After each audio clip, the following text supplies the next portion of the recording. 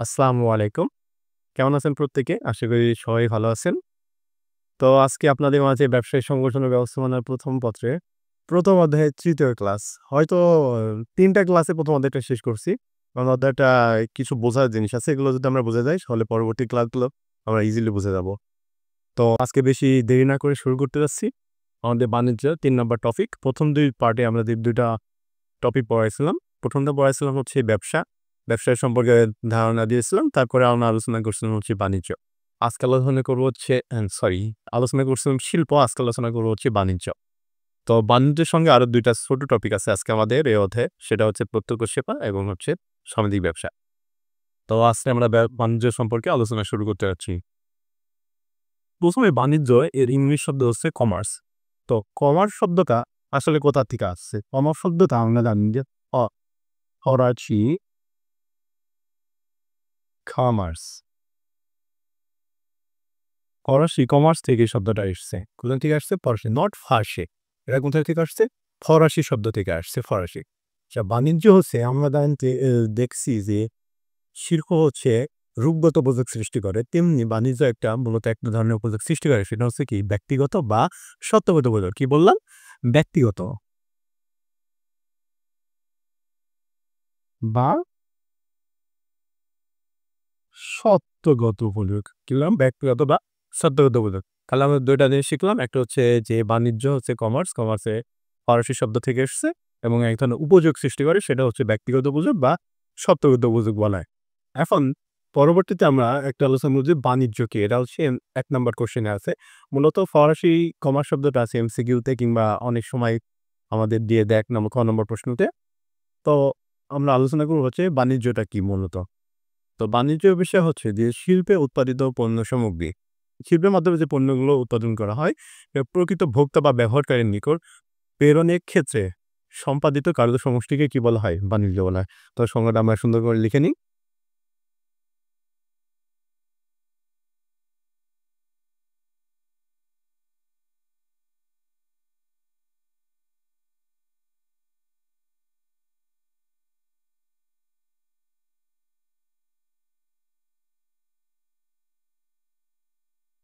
তো বাণিজ্যের সংজ্ঞাটা লিখলাম যে শিল্পে উৎপাদিত পণ্য সামগ্রী।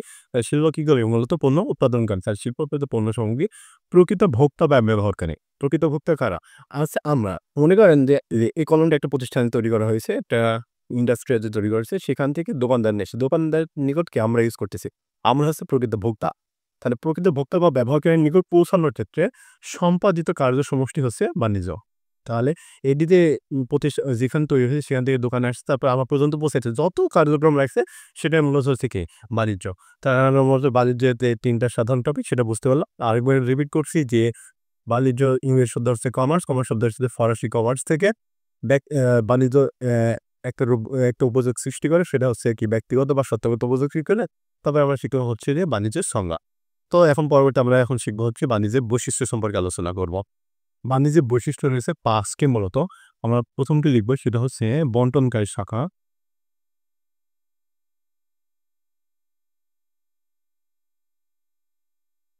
২ নম্বরে যেটা রয়েছে সেটা হচ্ছে বিকেন্দ্রীকরণ কার।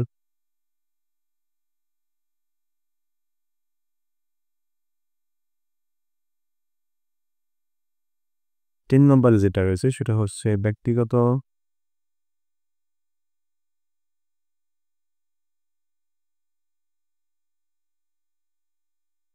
কার্যাবলী। ৪ নম্বরে রয়েছে যে চলতি মূলধনের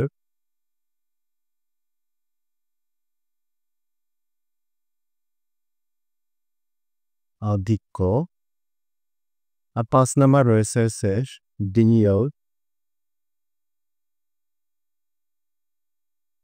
সহজে স্থানান্তর। এই যে ৫ টা আমাদের বৈশিষ্ট্য রয়েছে এখান থেকে আমাদের মূলত খ নাম্বার প্রশ্ন আসার সম্ভাবনা অনেকটাই বেশি। প্রশ্ন কেমন আসতে পারে যে বাণিজ্য বন্টনকারী শাখা বলতে কি বুঝো? বিকেন্দ্রীকরণ কাজ বলতে কি বুঝো? এমন প্রশ্ন আসতে পারে। সো আমরা এখন এগুলো বিস্তারিত আলোচনা দেখে নিই। যদি আমরা এগুলো সহজে আমি যেভাবে বলছি এগুলো যদি আপনারা বুঝে নেন তাহলে ইজিলি আপনি বই একবার পড়বেন ইনশাআল্লাহ তখন ভুল হবে না। পরীক্ষায় অনেক সুন্দরভাবে লিখতে পারবেন। সো প্রথমে আছে হচ্ছে যে বন্টনকারী শাখা। বন্টনকারী শাখা বলতে বুঝি মূলত আমরা কি বুঝি? বন্টন বলতে কি বুঝি? ভাগ করে দেওয়া। তাহলে বন্টনকারী শাখার ক্ষেত্রে আমাদের পণ্য উৎপাদন করে কি? শিল্প। শিল্প পণ্য উৎপাদন করছে। এই উৎপাদনকৃত পণ্য আমরা যখন সবার মাঝে ভাগ করে দেব সেটা হচ্ছে মূলত বন্টনকারী শাখা। সেটা কিভাবে? একটা প্রতিষ্ঠান পণ্য উৎপাদন করে সেটা দেশের বিভিন্ন জায়গায় ছড়িয়ে দেওয়া হচ্ছে মূলত বন্টনকারী শাখা। তাহলে আমরা বন্টন কেন বলছি বাণিজ্যকে বন্টনকারী শাখা? আমরা সবাই বুঝতে পারছি। পরবর্তীতে আছে বিকেন্দ্রীকরণ কাজ। এখন আপনার মাথায় প্রশ্ন হতে পারে বিকেন্দ্রীকরণ কাজটা আবার কি? বিকেন্দ্রীকরণ কাজটা হচ্ছে আমরা প্রথম পড়ছিলাম শিল্প হচ্ছে কি কেন্দ্রীভূত কাজ। কেন্দ্রীভূত কাজ মানে কি এক জায়গায় করে নিয়ে কাজগুলো সম্পাদন করা। কিন্তু এটা হচ্ছে কি বিকেন্দ্রীকরণ কাজ মানে কি আলাদা করে দেওয়া। কেন্দ্রীকরণ মানে এক জায়গায় করা, বিকেন্দ্রীকরণ মানে কি ছড়িয়ে ছিটিয়ে দেওয়া। আপনাদের হয়তো মনে আছে যে শিল্পে যখন ক্লাস করছিলাম কেন্দ্রীভূত কাজের ক্ষেত্রে আমি একটা উদাহরণ দিয়েছিলাম সেটা হচ্ছে গাজীপুরে স্কয়ার কোম্পানির একটা উদাহরণ দিয়েছিলাম যে সেখানে পণ্য সামগ্রী এক জায়গায় তৈরি করা হয়। আর বাণিজ্যের ক্ষেত্রে বাণিজ্যের কাজ কি মূলত যে সংবাদ আবার কি বলছিল? প্রকৃত ভোক্তাকে করতে। ভোক্তা কি শুধু এক জায়গায় থাকে? ভোক্তা এক জায়গায় থাকে না। দেশে অনেক জায়গায় ছড়িয়ে ছিটিয়ে থাকে। তাদের কাছে গিয়ে পৌঁছায় দিতে হবে। বিকেন্দ্রীকরণ কাজ হচ্ছে কি যে পণ্যটা উৎপাদন করবে একটা প্রতিষ্ঠান থেকে সেখান থেকে বিভিন্ন জেলায় বা যে ভোক্তাগুলো আছে তাদের কাছে পৌঁছায় দেয়া কি মূলত বিকেন্দ্রীকরণ কাজ। আশা করি এটা বুঝছি। তারপরে গেল হচ্ছে কি ব্যক্তিগত ও সহায়ক কার্যাবলী। আমরা ১ম এই লিখছিলাম যে বাণিজ্যে একটা আ কি উপযোগ সৃষ্টি হয় সেটা হচ্ছে ব্যক্তিগত বা সত্যগত উপযোগ। তাহলে বাণিজ্য মূলত তৈরি করা হচ্ছে কি ব্যক্তিগত বা সত্যগত উপযোগ। সঙ্গে আছে কি সহায়ক কার্যাবলী। সহায়ক কার্যাবলী কি আছে? সহায়ক কার্যাবলী বলতে মনে করেন যে একটা প্রতিষ্ঠান থেকে পণ্য উৎপাদন পরে ভোক্তা পর্যন্ত পৌঁছাতে যেসব কার্যাবলী লাগে সেখানে কি লাগে? পরিবহন লাগে, বীমা লাগে, যেখানে আমরা ঝুঁকি ঝুঁকি থাকে। দেন হচ্ছে গিয়ে ব্যাংকের মাধ্যম লাগে, অর্থ লাগে। তারপরে কি লাগে? সেটা কি প্রচার লাগে। তারপরে কি লাগে? স্থান বা সময়গত বা গুদামজাত লাগে মানে পণ্যটা রাখার জন্য। সেই সহায়ক কার্যাবলী কি সেটা আমরা লিখে নিচ্ছি এখানে কি করতে পারে? ১ম হচ্ছে অর্থগত, তারপর আছে ঝুঁকিগত, তারপরে আছে স্থানগত, তারপরে আছে হচ্ছে সময়গত,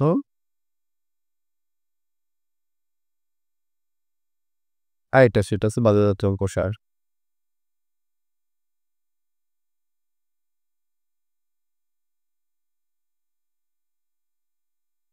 সময়গত আরেকটা থাকতে পারে হচ্ছে কি কালগত। ঠিক আছে? এটা অবলিতে থাকতে পারে। সো এখানে ৫ টা ব্যক্তিগত উপযোগ করে দেয় বাণিজ্য। সরকার বলে কি আছে অর্থগত, ঝুঁকিগত, স্থানগত, সময়গত, বাজারজাতকরণ প্রসার। পরবর্তী আছে চলতি মূলধনের আধিক্য। চলতি মূলধন কি বলতে বুঝি কি? অল্প পুঁজির এগুলোকে আমরা বুঝি। চলতি। এখন যখন আমরা বাণিজ্য শিল্প পড়ছি, ১ম এটা হচ্ছে ২য় ক্লাসের সাথে বাণিজ্য অনেকটা সম্পর্কিত। তো ২য় ক্লাসটা আপনারা যারা দেখেননি, অবশ্যই ২য় ক্লাসটা দেখে এসে এই ক্লাসটা করবেন তাহলে সহজ মনে হবে। চলতি মূলধনের ক্ষেত্রে শিল্প ছিল আমাদের কি? অধিক মূলধন, স্থায়ী মূলধন। যেমন আমাদের এখন কি লাগছে? একটা জায়গা লাগছে, মানে ভূমি লাগছে। তারপরে কি লাগছে? যন্ত্রপাতি লাগছে। এগুলো কি আমাদের ছিল কি? স্থায়ী মূলধন। এখানে লাগবে চলতি মূলধন। চলতি মূলধন এইজন্য যেন বাণিজ্য মূলধন হচ্ছে ক্রয় বিক্রয় করা। বাণিজ্য কি? ক্রয় বিক্রয় করা। তাহলে ক্রয় বিক্রয় করতে আমাদের কি লাগবে? চলতি মূলধন লাগবে। টাকা যাবে, টাকা আসবে। সম্পদ মানে পণ্য বেশি স্থায়ী থাকবে না। সেজন্য লাগবে চলতি মূলধনের আধিক্য। হুম? ক্রয় বিক্রয় কাজে আমাদের কি লাগে মূলত? চলতি মূলধনই বেশি প্রয়োজন হয়। তারপরে গেল বিনিয়োগের সহজ স্থানান্তর। এখন যখন আমরা বিনিয়োগ করব, শিল্পে যখন বিনিয়োগ করে একটা বিগ অ্যামাউন্ট ইউজ করি। ওখানে আমরা কি ইনভেস্ট করি। আর বাণিজ্যের ক্ষেত্রে বিগ অ্যামাউন্ট লাগে না। সেখানে আবার শিল্পের ক্ষেত্রে সেখানে আমরা ভূমি কিনতে হয়, ইকুইপমেন্ট কিনতে হয়, তারপরে পণ্য তৈরি করার জন্য যে যন্ত্রপাতি সেটা লাগে। কিন্তু এখানে শুধু আমরা কি করব? ক্রয় বিক্রয়। আমাদের এখানে কি লাগতে পারে? সর্বোচ্চ একটা গুদাম লাগবে। আরেকটা লাগবে কি? একটা দোকান যেখানে পণ্যটিকে বিক্রি করতে পারবো। এখন এখানে বলছে সহজে স্থানান্তরযোগ্য কেন? সহজে স্থানান্তর এজন্যই যে মনে করেন যে আমি দোকানটা ভাড়া নিছি বা শোধ করে দিলাম দোকানটা আমি বিক্রয় করে দিলাম। দিয়ে অন্য জায়গায় আমরা স্থানান্তর হয়ে গেলাম। মানে কুষ্টিয়া থেকে ঢাকাতে স্থানান্তর হলাম। এমন হতে পারে বা আমরা কোথাও স্থান না নিয়ে আমরা অনলাইনে পণ্য বিক্রয় করতে পারলাম। বিক্রয় করা শুরু করলাম। সেটা হচ্ছে কি সহজ স্থানান্তর। কিন্তু শিল্পের ক্ষেত্রে এটা সহজে সম্ভব নয়। সহজে এজন্য সম্ভব নয় কারণ এখানে তো আমরা বড় অ্যামাউন্টের টাকা। আপনার যন্ত্রপাতি এত তাড়াতাড়ি কিভাবে এখান থেকে এক জায়গা থেকে অন্য জায়গায় নিয়ে যাবেন। তারপরে জমি এক জায়গা থেকে আপনি এই জমিটা হয়তো ইজিলি বিক্রি করতে পারেন। কিন্তু আরেক জায়গায় জমি কিনতে হলে তো একটা নির্দিষ্ট সময় লাগবে। সেজন্য এটা বলছে যে বাণিজ্য থেকে কি সহজে স্থানান্তরের জায়গা। তো আশা করি আমরা এই ৫ টা বৈশিষ্ট্য বুঝতে পারছি। আমি বড় আলোচনা করব আমরা যে বাণিজ্য প্রকারভেদ মানে বাণিজ্য কত প্রকার আছে মূলত সেগুলো দেখব। এখান থেকে শুরু করি। আমার বাণিজ্য মূলত ২ টা শাখা। একটা হচ্ছে ট্রেড বা বিনিময়, আর একটা যাতে কি সহকারী ট্রেড, সহায়ক ট্রেড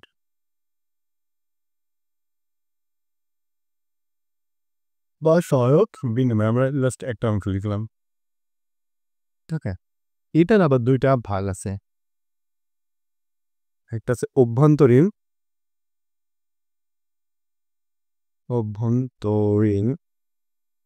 বাণিজ্য, আরেকটা আছে বৈদেশিক।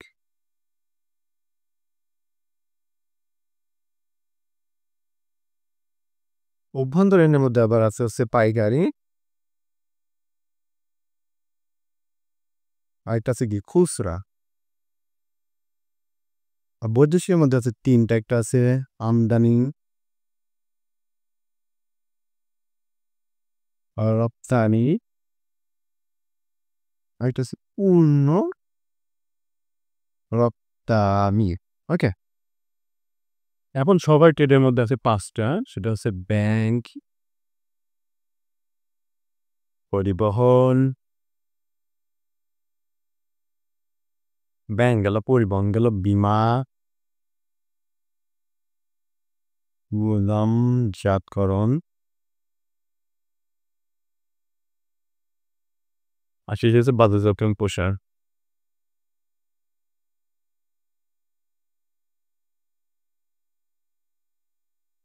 ওকে? এখন আপনাদের একটা ছোট গল্প বলব, তারপরে এই বিষয়টা আমরা আলোচনা করব। গল্পটা মুখে বলব, আচ্ছা মুখেই বলি। সেটা হচ্ছে মনে করেন যে এ মিস্টার আকিব একজন আলু ব্যবসায়ী। সে কি করছে? সে ঢাকায় ব্যবসা করে। আর সে হচ্ছে বগুড়া থেকে আলু কিনে ঢাকায় নিয়ে যাবে। ঠিক আছে? এটুকু জাস্ট বুঝেন। গল্পটুকু এটুকু মূলত। এখান থেকে আমরা এই অংশটুকু শেষ করব ইনশাআল্লাহ। কি বললাম? যে মোহাম্মদ আকিজ একজন কি হচ্ছে আলু ব্যবসায়ী। সে বগুড়া থেকে আলু ক্রয় করে ঢাকায় নিয়ে যাবে। এখন এর মধ্যে কি থাকতে পারে? আমরা যখন লিখছি যে ট্রেড বা পণ্য বিনিময়, এটা হচ্ছে কি মূলত ক্রয় বিক্রয়। কাজ কি? ক্রয় বিক্রয়। আর ক্রয় বিক্রয় বলতে একটা আছে অভ্যন্তরীণ বাণিজ্য, একটা বৈদেশিক বাণিজ্য। অভ্যন্তরীণ বাণিজ্য কাকে বলে? অভ্যন্তরীণ বাণিজ্য হচ্ছে যে দেশের বা একটা দেশের ভৌগোলিক সীমার মধ্যে যে বাণিজ্য বা যে ব্যবসা সম্পাদিত হয়, বিক্রেতা বা ক্রেতা যে ব্যবসা করে সেটা হচ্ছে মূলত কি অভ্যন্তরীণ বাণিজ্য। তাহলে একটা দেশের অভ্যন্তরীণ মধ্যে যে ব্যবসা সেটা হচ্ছে অভ্যন্তরীণ বাণিজ্য। আর হচ্ছে আ বৈদেশিক বাণিজ্য হচ্ছে কি দেশের বাইরে, মানে বাংলাদেশ থেকে ভারতের সঙ্গে যে বাণিজ্য হবে সেটা হচ্ছে কি বৈদেশিক বাণিজ্য। এখন অভ্যন্তরীণ বাণিজ্যের মধ্যে আছে পাইকারি আর একটা খুচরা। পাইকারি আর খুচরা মূলত আ আমরা পার্থক্য যদি বলি, খুচরা বিক্রেতারা ডিরেক্ট পণ্য বিক্রি করে হচ্ছে প্রকৃত ভোক্তার কাছে। যারা কন কনজিউমার, ঠিক আছে? প্রকৃত ভোক্তা তাদের কাছে বিক্রয় করে কে? এই খুচরা বিক্রেতা। আর খুচরা বিক্রেতা কিনে হচ্ছে পাইকারি ব্যবসায়ীর থেকে। আর পাইকারি ব্যবসায়ীরা মূলত প্রতিষ্ঠান থেকে পণ্য কিনে। অনেক সময় খুচরা ব্যবসায়ীরা প্রতিষ্ঠান থেকে পণ্য কিনে। তারা কিনে স্বল্প মূল্যে অল্প পরিমাণ কিনে। আর পাইকারি ব্যবসা অধিক পরিমাণ কিনে পাইকারি ব্যবসা বিক্রি করে খুচরা ব্যবসায়ীর কাছে। তো আমরা যে উদাহরণটা দিচ্ছিলাম যে আকিব একজন আলু ব্যবসায়ী, সে হচ্ছে ঢাকাতে ব্যবসা করে আর বগুড়া থেকে আলু কিনে ঢাকায় নিয়ে যেতাম। ঠিক আছে? এখন যে বগুড়া থেকে ঢাকা কি বাংলাদেশের ভৌগোলিক সীমার মধ্যে না? তাহলে এটা কি একটা অভ্যন্তরীণ বাণিজ্য। এটা গেল অভ্যন্তরীণ বাণিজ্য বুঝলাম। তারপর হচ্ছে পাইকারি কি হচ্ছে যে আলু যখন আকিব একটা আলু কিনবে, মানে মাঠ পর্যায় থেকে আলু কিনবে, যেমন কি একটা বিগ অ্যামাউন্টে বড় ৫০০ মণ ৭০০ মণ আলু কিনে। তখন সে আলুটা কি? সে হচ্ছে পাইকারি ব্যবসা হিসাবে সে গণ্য হবে, সে আলু কিনে। এখন উনি গিয়ে যে ওই যে ঢাকা কারওয়ান বাজারে যেগুলো মনে করেন যে দোকানের সবজি বিক্রেতারা আছে তাদের কাছে ১ মণ ৫ মণ করে বিক্রয় করে, সেটা হচ্ছে মূলত খুচরা ব্যবসায়ী। এটুকু আমরা বুঝলাম। এখন হচ্ছে বৈদেশিক বাণিজ্য। এখন যদি মিস্টার আকিজ বগুড়া থেকে আলু না কিনে সে যদি ভারত থেকে আলু কেনে, সেটা হবে কি? বৈদেশিক বাণিজ্যের মধ্যে পড়ে। কারণ কি? সেটা হচ্ছে কি একটা দেশের ভৌগোলিক সীমার বাইরে। তাহলে বাংলাদেশ একটা দেশ, ভারত আরেকটা দেশ। তাহলে যখন ভারত থেকে যাবে সেটা কি হবে? বৈদেশিক বাণিজ্য। এখন বৈদেশিক বাণিজ্যের মধ্যে রয়েছে আমদানি, রপ্তানি, পণ্য রপ্তানি। কারণ আমদানি কি? জনাব আকিজ যদি ভারত থেকে বাংলাদেশে আলু নিয়ে আসে সেটা হবে কি? আমদানি। রপ্তানি কি হবে? যদি মিস্টার আকিজই যদি বাংলাদেশ থেকে আলু ভারতে রপ্তানি করে বা অন্য দেশে রপ্তানি করে, অন্য দেশে পাঠায়, সেটা হবে কি? রপ্তানি বাণিজ্য। আর পণ্য রপ্তানি কি? মনে করেন যে একজন ব্যবসায়ী আ অন্য কোনো দেশ থেকে সাপোজ ওইখানে মায়ানমার থেকে কোনো একটা প্রোডাক্ট নিয়ে আসলো, সেটা হচ্ছে বাংলাদেশে প্রসেসিং করে অন্য দেশে বিক্রয় করলো। সেটা হচ্ছে পণ্য রপ্তানি। অর্থাৎ এক দেশ থেকে আমদানি করে অন্য দেশে রপ্তানি করা হচ্ছে কি? পণ্য রপ্তানি। তাহলে আমরা এই অংশটুকু বুঝলাম যে বাণিজ্যের ২ টা অংশ, একটা ট্রেড বা বিনিময়। ট্রেড হচ্ছে অভ্যন্তরীণ বাণিজ্য, আর একটা বৈদেশিক বাণিজ্য। অভ্যন্তরীণ বাণিজ্যের মধ্যে আছে পাইকারি আর খুচরা, আর বৈদেশিক বাণিজ্যের মধ্যে আছে আমদানি, রপ্তানি আর পণ্য রপ্তানি। এবার আরেকটা সাইড আছে সেটা হচ্ছে সহায়ক ট্রেড বা সহায়ক বিনিময়। সহায়ক বিনিময় কেমন মনে করেন এই যে মোহাম্মদ আকিজ একটা পণ্য কিনলো, বগুড়া থেকে আলু কিনলো। কিনার পরে ঢাকায় যাইতে তার কি লাগবে? ঢাকায় যেতে তার ১ম এ কি লাগবে? পরিবহন ট্রাকে করে কি করবে? পণ্য নিয়ে যাবে। ও যে ঢাকায় বসে টাকা দেবে, টাকা দিয়ে আলুটা কিনছে। কিসের বিনিময়ে কিনছে? টাকার বিনিময়ে। আলুর জন্য কি টাকা পরিশোধ করতে হবে? কিসের মাধ্যমে টাকাটা সে যে যার কাছ থেকে কিনছে তাকে প্রেরণ করবে? সেটা হচ্ছে ব্যাংকের মাধ্যমে। তারপরে এই যে পরিবহনের ট্রাকে করে মাল নিয়ে যাচ্ছে, এর কিন্তু একটা কি ঝুঁকি থাকে না? অবশ্যই ঝুঁকি থাকে যে অ্যাক্সিডেন্ট হইতে পারে, ডাকাতি হইতে পারে। সেজন্য আমরা কি করব? একটা বীমা কোম্পানির কাছে একটা কি বীমা করব। তাহলে একটা বীমা লাগছে, বীমা গেল। এখন এই ৫০০ মন আলু নিয়ে যাই গিয়ে আকি একসাথে একবারে বিক্রি করে দিতে পারবে এমন গ্যারান্টি কি আমরা দিতে পারব না? দিতে পারব না। তাহলে কি করতে হবে? একটা জায়গা রাখতে হবে যেখানে আলুটা আমি কি মজুত হিসেবে রাখতে পারি। যে পরবর্তীতে যাতে বিক্রয় করতে পারি এর জন্য। তাহলে সেজন্য আমাদের কি লাগবে? একটা গুদাম লাগবে। সেই গুদাম জাতীয়করণ লাগবে। আর বাজারজাতকরণ প্রসার। বাজারজাতকরণ প্রসার জিনিসটা হচ্ছে কি প্রচার করা, বিজ্ঞপ্তি দেওয়া। আমার কাছে যে ভালো প্রোডাক্ট আছে এটা সবাইকে জানা এবং জানাই তাদের কিনার প্রতি আগ্রহ সৃষ্টি করা। সেটা হচ্ছে মূলত কি বাজারজাতকরণ প্রসার। তাহলে আমাদের ব্যাংকে আমাদের কি করবে? অর্থগত উপযোগ সৃষ্টি করবে। কি করবে? অর্থগত। এই জিনিসটা কিন্তু আমরা ওই যে বৈশিষ্ট্য যখন পড়ছিলাম ব্যক্তিগত ও সহায়কার জমিনে তখন কিন্তু আমরা লিখছি। তখন যে কি কোন উপযোগ সৃষ্টি করে সেটা আমরা কিন্তু বুঝি না। এখন এটা ক্লিয়ার হয়ে গেল। যে ব্যাংক ও কি করবে? অর্থগত উপযোগ সৃষ্টি করবে। পরিবহন কি করবে?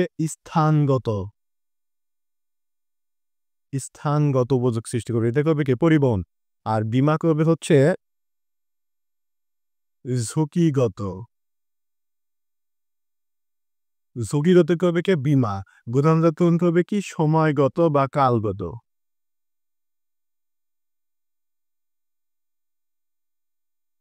তাও আছে বাজারজাতকরণ আছে, এটা হচ্ছে কি? প্রচার। প্রচার মাধ্যমে বাজারজাতকরণ প্রসার হবে। তাহলে আমরা আরেকবার রিপিট করে দিই যে ব্যাংক কি করছে? আমাদের অর্থগত উপযোগ সৃষ্টি করতেছে, পরিবহন করছে কি? স্থানগত, বীমা করছে ঝুঁকিগত, গুদামজাত করছে সময় কালগত। কিভাবে? গুদামে রেখে আমি পণ্যকে একটা নির্দিষ্ট সময় পর বিক্রি করতে পারবো। সেটা হচ্ছে সময়গত বা কালগত। আর লাস্টে হচ্ছে বাজারজাতকরণ প্রসার। বাজারজাতকরণ প্রসার এইজন্যই যে আমাদের যে ভোক্তাকে জানাইতে হবে যে আমার কাছে ভালো মানের পণ্য আছে। নাহলে বুঝবে কিভাবে?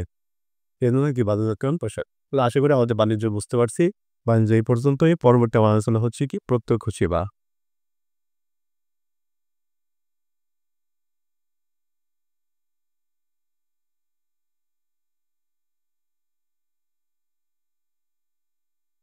তো আমাদের পরবর্তী আলোচনা হচ্ছে কি প্রত্যক্ষ সেবা। প্রত্যক্ষ সেবাটা কি হচ্ছে যে গ্রাহকের প্রয়োজন পূরণের সামর্থ্য এমন কোনো কাজ।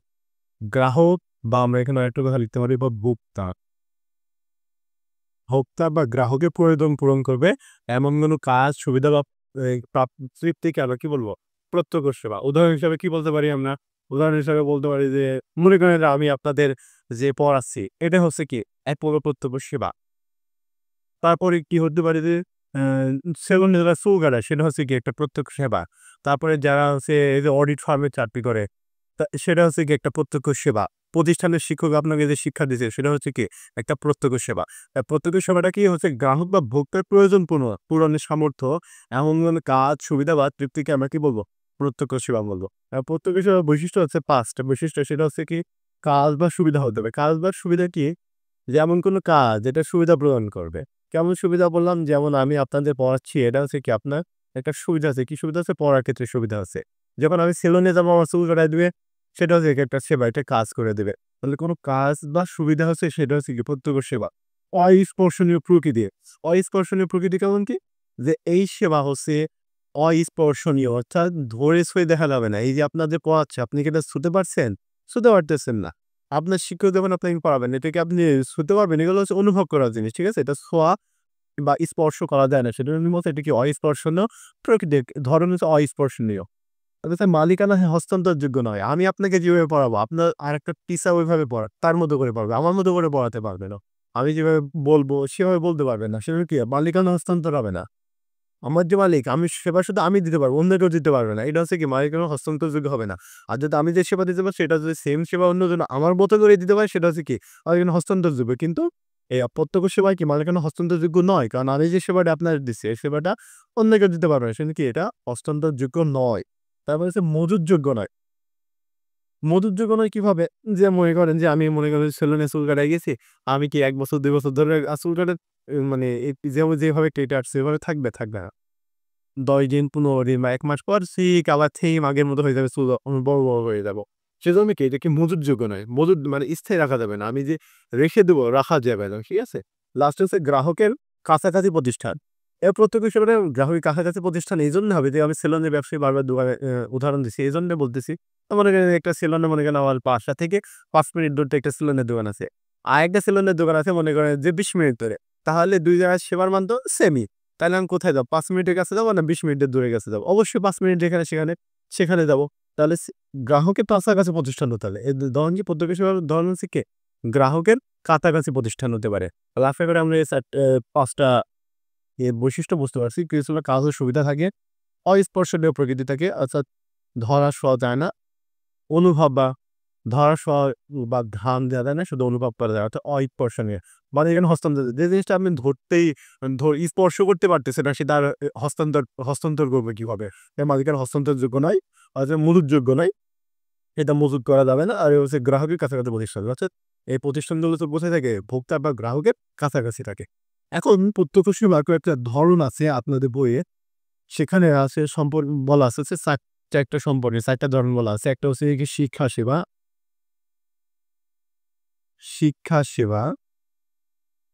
২ নম্বরে আছে হচ্ছে আমাদের কি আছে? ২ নম্বরে স্বাস্থ্য সেবা আছে। সেবা। ৩ নম্বর আছে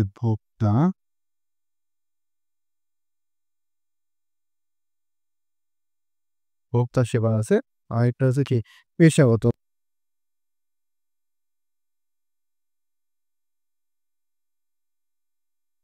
সরি, স্বাস্থ্যসেবা আর পেশাগত সেবা। এই যে শিক্ষা সেবাটা কোনগুলো? শিক্ষা সেবাটা মূলত এই যে আমরা অনলাইনে যে শিক্ষা দিই সেটাও শিক্ষা সেবার মধ্যে পড়ে। তারপরে IELTS যেটা আছে এটা পড়ে। গ্যামেট পড়ে আপনাদের শিক্ষা সেবার মধ্যে। ঠিক আছে? এটা হচ্ছে শিক্ষা সেবার অংশ গেল। তবে স্বাস্থ্যসেবা যেগুলো আছে, যেগুলো আছে ক্লিনিক, হসপিটাল, এগুলো হচ্ছে গিয়ে লিখি এগুলো পাশে। ক্লিনিক, হাসপাতাল, এগুলো দেবে কি? স্বাস্থ্যসেবা দেবে। তারপরে হচ্ছে কি? ভোক্তা সেবা। ভোক্তা সেবা যেমনগুলো, যেমন যে পরিবহনগুলো দেয় সেগুলো হচ্ছে ভোক্তা সেবা। পরিবহন সেবা যেটা আমরা দিতে পারি। পরিবহন সেবা। সেটা হচ্ছে কি? সেটা হচ্ছে কি? আমাদের ভোক্তা সেবার মধ্যে দেয়। তার কারণ হচ্ছে কি? পেশাগত। পেশাগত সেবা কি? মনে করেন যে অডিটর থাকে, অডিট ফার্ম গুলো যেগুলো, সেগুলো হচ্ছে কি? পেশাগত সেবা। তো তাহলে আমরা প্রত্যক্ষ সেবা এগুলো বুঝলাম যে প্রত্যক্ষ সেবার মধ্যে ৪ টা শ্রেণী বিভাগ আছে। এগুলো হচ্ছে শিক্ষা সেবা, স্বাস্থ্য সেবা, ভোক্তা সেবা আর পেশাগত সেবা। এই যে আবার আপনাদের এই প্রশ্নগুলো আসতে পারে যে IELTS এগুলো কোন সেবার অন্তর্গত? প্রত্যক্ষ সেবার কোনগুলো? সেটা হচ্ছে কি? শিক্ষা সেবা। হাসপাতাল বা ক্লিনিক কোন স্বাস্থ্য সেবার অন্তর্গত? এগুলো কি আসতে পারে? MCQ আসতে পারে। ঠিক আছে? তো আশা করি এগুলো বুঝতে পারছেন। আমাদের পরবর্তী আলোচনা হচ্ছে সামাজিক ব্যবসা। is all these to be yeah like hmm. that's it for the lunch ask me that সামাজিক ব্যবসা হচ্ছে যে কি? সামাজিক ব্যবসায় ১ম এ আমরা বলব যে সামাজিক ব্যবসার প্রবর্তক কে? সামাজিক ব্যবসার প্রবর্তক হচ্ছে doctor Mohammad Yunus. Doctor Mohammad Yunus sir, যিনি হচ্ছে আমাদের এখন প্রধান উপদেষ্টা। তিনি হচ্ছে গিয়ে সামাজিক ব্যবসার উদ্ভাবক। তো সামাজিক ব্যবসাটা কি? সামাজিক ব্যবসাটা মূল উদ্দেশ্য এদের হচ্ছে মুনাফা অর্জন নয়। এদের উদ্দেশ্য হচ্ছে আ দারিদ্র্য বিমোচন বলতে পারি বা জনসেবা। এমন বলা যায় সামাজিক ব্যবসার উদ্দেশ্য কি? দারিদ্র্য বিমোচন বা জনসেবা। তাহলে সামাজিক ব্যবসায় প্রশ্ন আসতে পারে সামাজিক ব্যবসায় উদ্দেশ্য নয় কোনটি? সেখানে থাকবে হচ্ছে পারে মনে করেন যে মুনাফা অর্জন থাকতে পারে। তো প্রশ্ন করছে কি সামাজিক ব্যবসার উদ্দেশ্য নয়, সেটা কি হবে? মুনাফা অর্জন উদ্দেশ্য নয়। আর সামাজিক ব্যবসায় যদি বলে উদ্দেশ্য কোনটি? সেটা বলে আমরা জনকল্যাণ বলতে পারি আর দারিদ্র্য বিমোচন। যে কোনো অপশন দিতে থাকবে সেটা আমরা দেওয়া হবে। ঠিক আছে? তাহলে সামাজিক ব্যবসায় যে আমরা সংজ্ঞাটা পড়ছি তাহলে ওটা আমরা একবার রিপিট করে দিই। সামাজিক ব্যবসা কি হবে? উদ্দেশ্য নয় কি মুনাফা অর্জন। তাহলে বলব মুনাফা অর্জনের উদ্দেশ্যে নয়। অন্যদিকে নয়, বরঞ্চ কি করবে? যে আমাদের দারিদ্র্য বিমোচন বা জনকল্যাণ উদ্দেশ্যে যে ব্যবসা গঠিত হয় তাকে সামাজিক ব্যবসা বলা হয়। সামাজিক ব্যবসায় আসলে কেন তৈরি হয়? যেখানে মুনাফা অর্জনের উদ্দেশ্য না, তাহলে সে ব্যবসা করবে কেন? মানুষের একটা লিমিট থাকে যে টাকা অর্জন ই উ মানে আয় করার একটা লিমিট থাকে। এই লিমিট কিছু মানুষের পূরণ হয়। ঠিক আছে? তাদের লক্ষ্য থাকে যে জনকল্যাণকর কোনো কাজ করার জন্য। ঠিক আছে? তো সেখান থেকে মূলত সামাজিক ব্যবসার উদ্ভাবন হয়েছে। মনে করেন যে আমি আমার ফ্রেন্ড ২-৩ জন মিলে মনে করেন যে ৫,০০০ করে টাকা দিয়ে একটা প্রাইমারি স্কুল ৫ জন মনে করেন ৳২৫,০০০ মূল্যের একটা প্রাইমারি স্কুল একটা জায়গা ভাড়া নিলাম। দেন হচ্ছে এখানে আমরা কি অবকাঠামো উন্নয়নের দিকে লক্ষ্য না দিয়ে টিচার ভালো দিলাম। কিছুদিন পরে সেখান থেকে কি স্কুলটা উন্নয়ন হলো। উন্নয়ন শেষে আমরা ৳৫,০০০ করে ব্যাক নিলাম, ৳২৫,০০০ ব্যাক নিলাম। কিন্তু কি একটা প্রতিষ্ঠান তৈরি হয়ে গেল। কি আমাদের উদ্দেশ্য কিন্তু কি এখানে মুনাফা অর্জন না। উদ্দেশ্য কি শিক্ষা আমাদের গ্রামে শিক্ষা পৌঁছে যায়। সেটাই মূলত হচ্ছে সামাজিক ব্যবসা। তো সামাজিক ব্যবসা মূলত এখান থেকে তেমন প্রশ্ন আসে না। প্রশ্ন আসলে বলে কি সামাজিক ব্যবসার উদ্দেশ্য নয় কি মুনাফা অর্জন। আর যদি উদ্দেশ্য থাকে কি সেটা বলব জনকল্যাণ। সামাজিক ব্যবসা কাকে বলে সেটা আসতে পারে। সামাজিক ব্যবসা কাকে বলে আরেকবার সময়টা বলে দিচ্ছি যে মুনাফা অর্জনের উদ্দেশ্য নয় বরং জনকল্যাণ বা সমাজসেবার কারণে যে ব্যবসা গড়ে ওঠে সেটা হচ্ছে সামাজিক ব্যবসা। আর সামাজিক ব্যবসায় প্রবক্তা হচ্ছে কে ডক্টর মোহাম্মদ ইউনূস। ইনশাআল্লাহ এটুকু জানলে সামাজিক ব্যবসা আমরা পুরোপুরি লিখতে পারবো। তো এই অধ্যায়ে ১ম অধ্যায়ে আমরা আজকে আলোচনা শেষ করছি ২য় পার্টের মাধ্যমে। ১ম আলোচনা ছিল হচ্ছে ব্যবসায়, শিল্প, তারপর আমরা শিখলাম হচ্ছে বাণিজ্য, তারপরে শিখলাম প্রত্যক্ষ ব্যবসা, প্রত্যক্ষ সেবা, আজকে শিখলাম হচ্ছে সামাজিক ব্যবসা। এই নিয়ে ১ম অধ্যায় শেষ। ইনশাআল্লাহ আগামী দিনে আমরা ২য় অধ্যায় নিয়ে আলোচনা করব। আজকে এই পর্যন্ত। আসসালামু আলাইকুম।